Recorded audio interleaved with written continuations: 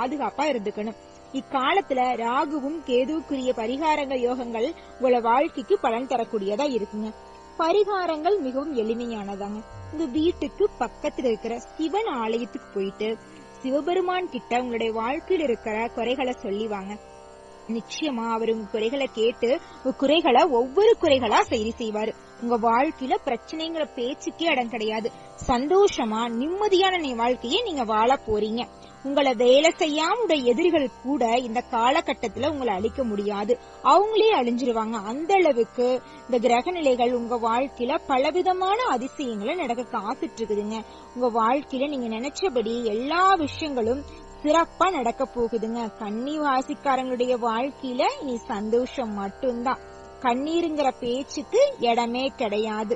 நிம்மதி, சந்தோஷம், இது மட்டும்தாங்க. நீங்க நினைச்ச எல்லா காரியத்திலயும் யோகம்தாங்க. நீங்க கால் வச்ச எல்லா இடத்திலயும் உங்களுக்கு பரிசு மழைதாங்க. அந்த அளவுக்கு உங்க வாழ்க்கையில இந்த சித்திரை மாதம் யோகங்களை அள்ளித்தர போகுது. நீங்களே நினைச்சு பாப்பீங்க, இது என்னோட வாழ்க்கை தானா, இவ்வளவு சந்தோஷமான விஷயங்கள் எல்லாம் நடக்குதே, இல்ல இது கனவா, இது நினைப்பா